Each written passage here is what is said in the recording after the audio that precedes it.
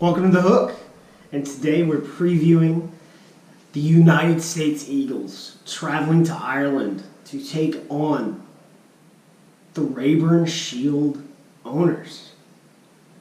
Whoever knows, the Rayburn Shield is basically owned by the, whoever wins it from whoever holds it. The All Blacks held the Rayburn Shield, and Ireland defeated them last week. So we're going into that. That'll be awesome. And let's take a look at how the USA did against Romania. But this ball from the U.S. Rugby Foundation that I got at Lost Afternoon is signed by Jordy Murphy. So that's kind of cool. And he is on the roster to face the United States. When it comes to how we played against Romania, this is really one of those matches where we needed to learn how to win. With the way it was going, we had a lot of handling errors. It was cold. The field was kind of jacked up. But in the end, you look at what was going on, and the scoreline looks crooked as heck. 31-5 in favor of the Eagles.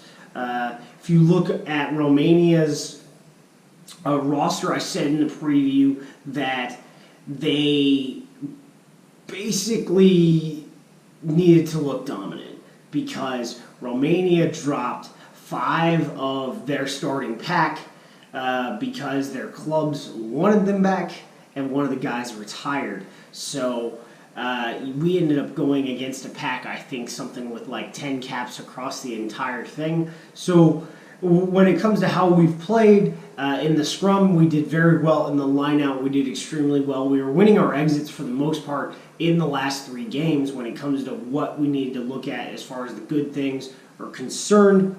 And, we did a lot of small things here.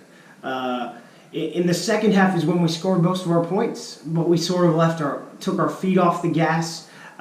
Tony Lamborn left with an injury. He's been released from the Eagles to start his recovery. He had a major lower leg injury, but nothing is broken, so I think it's just it's a major sprain, which, as everyone knows, can sometimes take longer to fix than a break.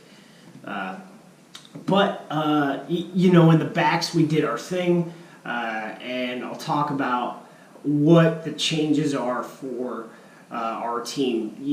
When it comes to our kicking game, I think Ruben de Haas's use of the box kick is more in line with what Sean Davies has been doing, and then our kicking game in general, we're being very more attacking.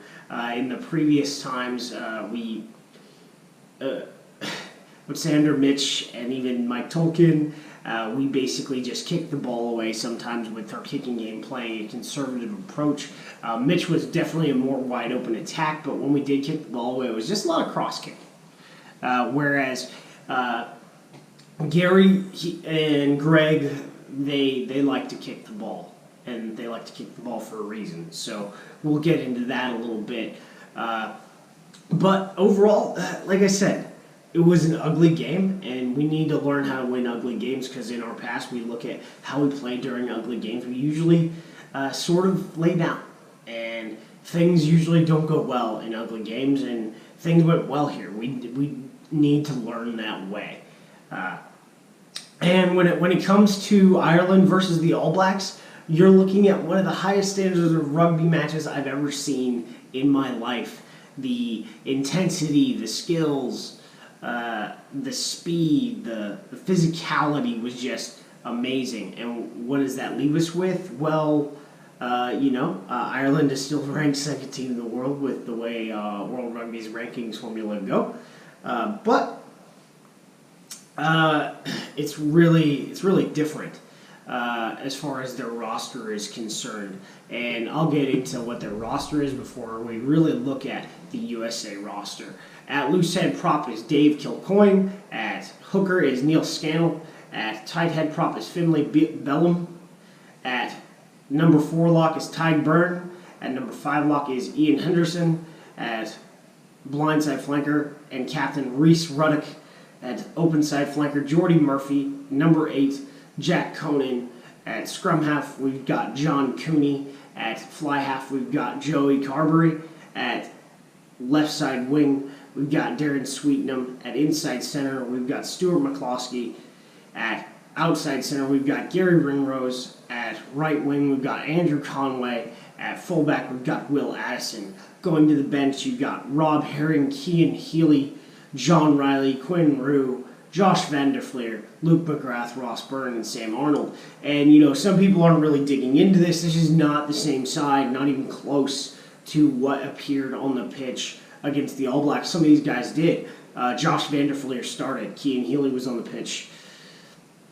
Gary Ringrose was on the pitch. Reese Ruddock was on the pitch, But for the most part, this is a really fresh side. 14 changes. The only one that's left, I think, based looking at this roster who started, is Ringrose. And you look at this, and it's just, with what they did to Italy, people are like, well, it was basically Italy A. Well, it was a test match, and they went 54-7 against Italy in Chicago with this roster. I think 20 to 23 guys on this roster, when I compared it yesterday, were on that roster that shellacked Italy. So we know how they can play. They can play very attacking rugby. They can, their scrum and set pieces are great. They can, if we play bad, they can take us to the woodshed, which leads us to the spread, which is Ireland minus 38. I don't think that's going to happen. That's a big spread to cover right there. But let's go into the United States Eagles roster. At loose head prop, number 1, Titi Lamosatelli.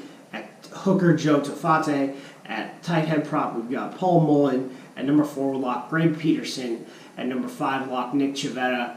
At 6, blindside flanker John Quill. At open side flanker Henko Hemesheis, in place of the injured Tony Lamborn. At number 8, Cam Dolan. And back to fitness from his concussion against the Maori is Sean Davies. At fly half, Will McGee earns the start after a really solid performance last week. Marcel Brocky will move in from fullback to left wing, pushing Ryan Matias onto the bench. At inside center, Paul Asike. At outside center, Bryce Campbell. At number 14, right side wing, Blaine Scully. At number 15, Will Hooley for fullback. On our bench, we've got Dylan Fawcett. Chance Wengleski will be our only debutant. Dino Waldron, Samu Manoa, David Tamalau, Ruben DeHoskin, and more, and Ryan Matias. And if you really look at this roster, it's important to see the kinds of attacking threats that we are able to deliver. When you look at the back line, it is pretty significant in what we can and cannot do. It's kind of cool. I would say, at no point is Bryce Campbell a weak point, but he's not known for his kicking game. But if you look at the back 5 guys, or even the back 6, so if you look at the entire back line from scrum half to fullback, everyone but Bryce Campbell can kick. Bryce Campbell is known for different things. He can distribute very well, but we like Paul and Bryce in the midfield to just wreck people. So, and that leads into, attacking styles and what Gary and Greg have installed with what they want to do on offense when they get the ball. We're going to put the ball down with our boot. We're going to attack the gaps and put our athletes in position to take that ball away. Because when I look at this matchup, it's the best matchup we have. We are taking our shot against Ireland. This is the opportunity we have to play, and we have to be ready so that we can build towards the World Cup. And like I said, this Ireland team is going to be extremely tough. But the Scotland team was extremely tough. People are like, well, you played like an A side. Well, no, we didn't. 8 of that roster was, regulars in the Six Nations. 8 of that roster defeated England. So that roster was strong. This roster isn't nearly as strong as say that when it comes to the depth, like what Irish rugby has. We're not looking at 8 bench and starter guys from a roster that defeated the All Blacks. But it would be stupid to say that this roster couldn't, hang 50 on us if we had a bad day. I don't think we're going to have a bad day. We had our bad day last week. That's the reality. We played a very tough game against the Maori, and Gary and crew are going to play a very physical game. You look at our front row. This is the best front row we've had in a long time. Taufete'e Lamositele, Joe Taufete'e, Paul Mullen. We've got a big, beastly front row. And then behind them, you've got Dylan Fawcett, Chance Wangleski, and Dino Waldron. And if you watched the match against the Maori, Chance Wangleski, he scrummed well. This is a reward right here. He went home back to Lindenwood because he had school, and it was like, hey, what are you doing for Thanksgiving? And they were like, all right, let's do this. So, when it comes to our line-out options, Greg Peterson, Nick Chavetta, and Cam Dolan, you've got 3 line-out options in the pack right there.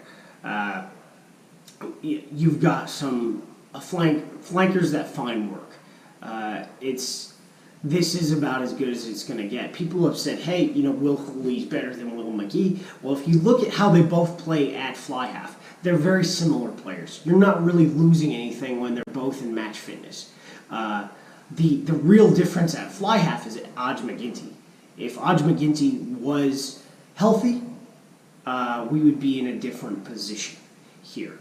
But if you have both of those guys, and with the way you're looking at trying to play, you want to attack and you want to take advantage and put Ireland in matchup problems and create those problems because we know that they're going to create those matchup problems. You have that in your back line. On the bench, when it comes to lock back rows that are big ball carrying guys that can provide lift in the second half, you've got Samu Manoa and David Tamilau. Because you're just going to need that.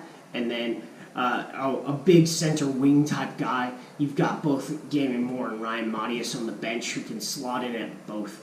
I could see that Will McGee comes off the pitch at around 60 minutes, and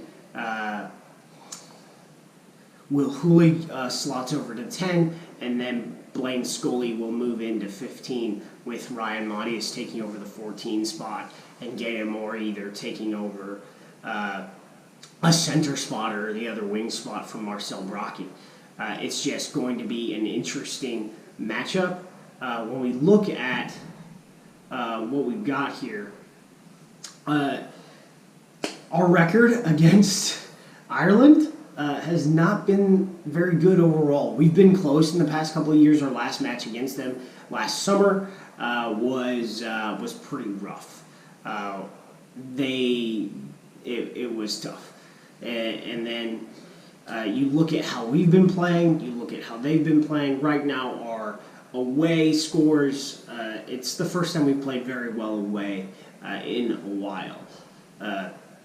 And you want to look at what Ireland has done at home. They're basically undefeated at home in the last 2 years. And let's take a look at the algorithm. Well, the algorithm says 97% chance of winning, USA, 2% chance of winning. So there's a percentage hanging out there somewhere. The prediction from Rugby Forecast is Ireland to win by 35 points, and the scoreline predicted is 46-11. Paddy Power's line was at 38, and Yep. Rookie says we're going to cover.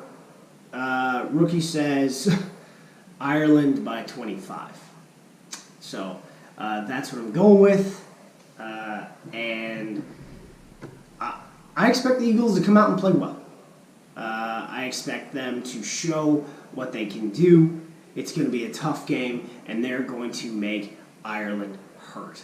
So, with that, go Eagles.